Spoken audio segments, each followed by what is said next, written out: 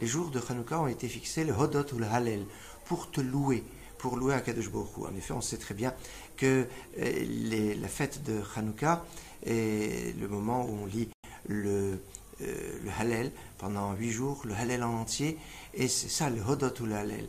Mais rappelons-nous que dans les brachot du Shema, dans la deuxième bénédiction du Shema le matin, on nous fait référence à un certain nombre de souvenirs qu'on doit avoir chaque jour. En effet, on doit se souvenir chaque jour du Matan Torah, de la réception de la Torah, on doit se souvenir chaque jour de Maaseh Amalek, de ce que nous a fait Amalek, et on doit se souvenir tous les jours de Myriam, de ce qui est arrivé pour Myriam, Myriam qui avait parlé sur son frère et qui a été atteint de la lèpre. L'allusion à Myriam se trouve quand, dans la fin des brachot, la deuxième bracha du Shema, on dit le Hodot ou le Hallel Shimcha Gadol, le Hodot ou le Hallel pour louer. Et quand on dit le louer, on doit penser justement à Myriam, à ce qui est arrivé à Myriam, parce qu'on nous dit notre bouche a été créée, on est doté d'une bouche pour louer et pas pour déblatérer, pour ne pas blesser par la parole. Ainsi, la dimension de l'Hodot, louer, est liée à la notion de Myriam. Myriam, donc, qui est liée à la notion de la guérison aussi, puisque si Myriam a été frappée par la lèpre, rappelez-vous que c'est justement à propos de Myriam que Moshe va prier et qu'il va dire « Kel nar et fanala o Hachem » guérila, 5 mots qui sont à la base de toutes les prières pour la réfoua, pour toutes les guérisons.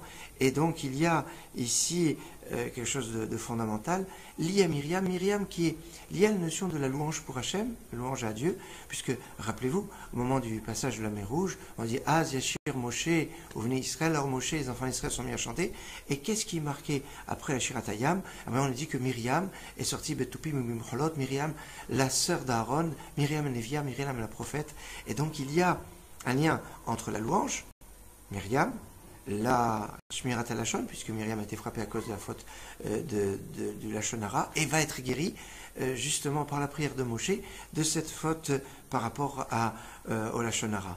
Cela donc va nous lier d'une façon très proche à la fête de Hanouka, Hanouka qui est la fête des Kohanim, puisqu'elle a été initiée par les Hashmonaïm, les Asmonéens, qui étaient en fait une famille de Kohanim.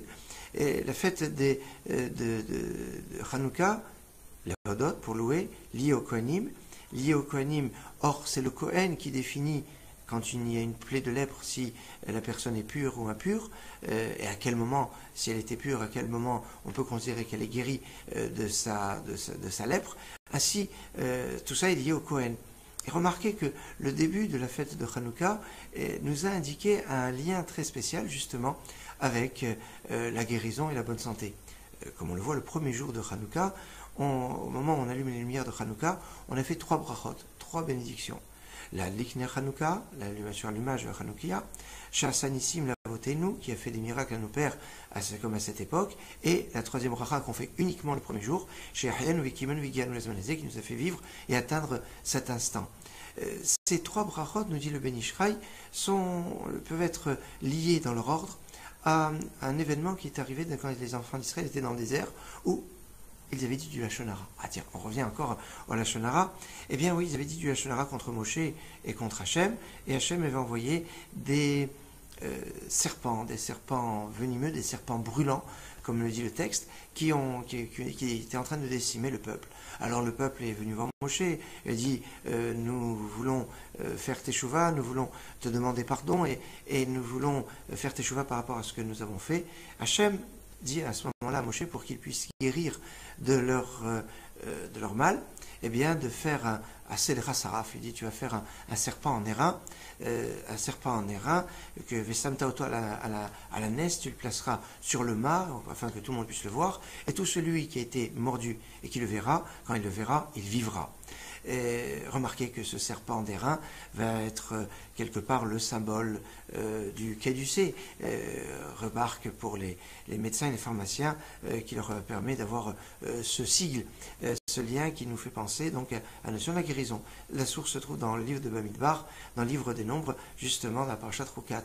Et donc, quel lien avec l'allumage de la Hanoukia? Eh bien, le premier jour de Hanouka, on dit la première bracha, Hadlik ne Hanouka, l'allumage pour allumer la Hanouka. Ben, c'est exactement la première phrase, c'est le Saraf. Fais-toi un serpent en airain et un serpent brûlant, Saraf. Saraf, ça veut dire brûler. La notion de brûler, ben, Hadlik, c'est allumer, donc c'est la notion de brûler. C'est la première bracha. Samta Oto al Nes, tu vas le mettre sur le mât, c'est-à-dire visible de tous. Eh bien, la notion de cette Nes, Chassa Nissim, la voté, nous qui a fait des miracles à nos pères. Ainsi, il y a cette dimension de Nes qui se retrouve, et puis la bracha de Shehianu qui nous a permis de vivre et d'atteindre cet instant sera liée avec la fin du verset. Tout celui qui sera mordu et qui le verra Tov Achai, il le verra et il vivra. Ainsi, il y a ici cette dimension de guérison. On a d'ailleurs remarqué que toute la fête de Hanouka est orientée vers cette dimension de guérison, puisque pendant la fête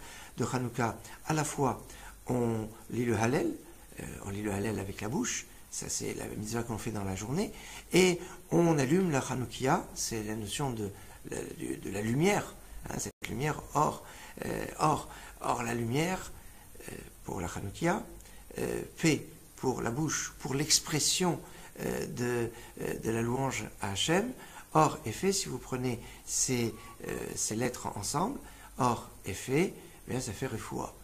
Refoua, c'est la notion de guérison, et donc on a bien ici cette leçon très forte liée à la guérison.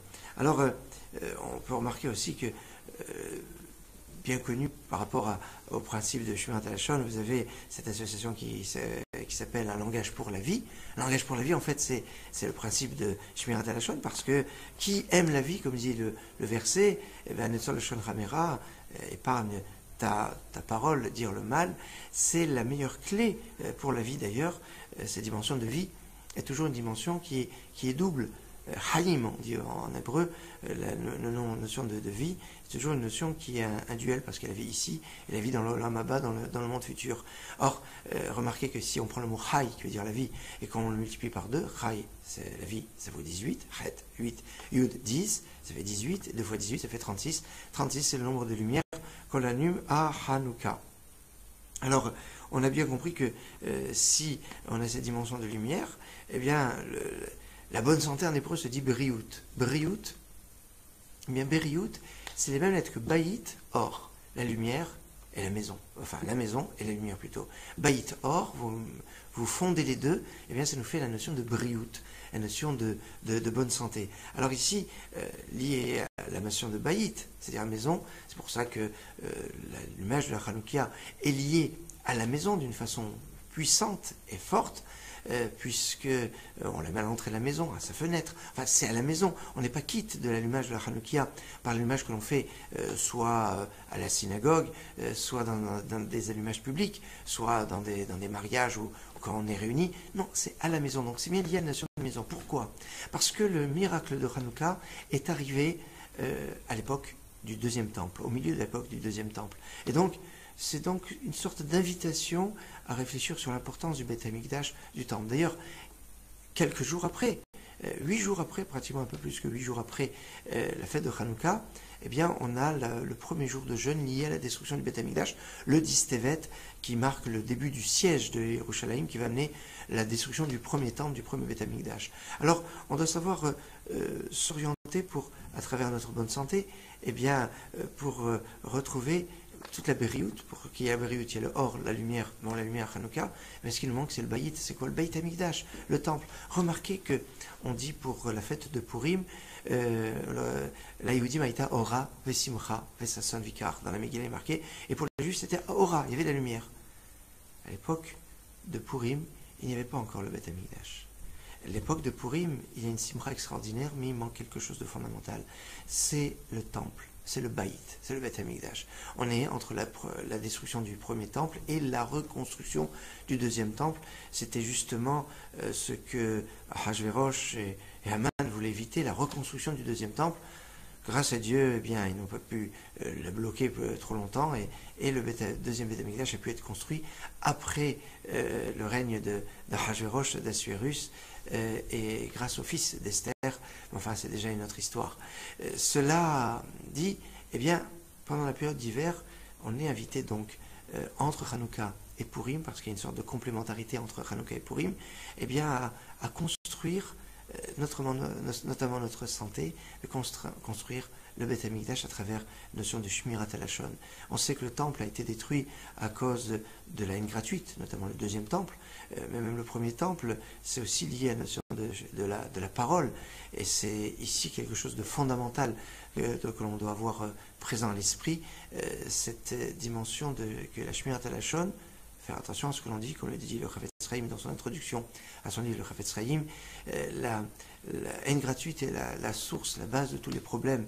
Et si pendant la période de Hanouka, on lit justement l'histoire de Yosef et de ses frères, et qui va amener à la descente en Égypte, attention, il ne faut pas aller trop vite en besogne et accuser Yosef Hatzadik de la Lachon arabe, bien qu'il est marqué, il y avait Yosef et Dibbatam Ra'a el Aviem, et que Yosef avait rapporté des mauvaises paroles à leur père.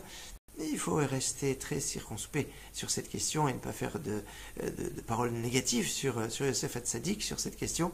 Mais certes, cela doit nous indiquer qu'il y a ici une clé fondamentale, et l'attitude de Yosef après avec ses frères, de les prendre avec beaucoup d'intelligence, quand il va leur dire, il va se dévoiler, il va leur dire « Ani Yosef, je suis Yosef », et qui piam daber alechem, regardez la preuve que c'est la bouche qui vous parle, et va démontrer que sa parole va être la démonstration que c'est bien Yosef Hatzadik. Autrement dit, c'est par la parole qu'on va donner notre identité.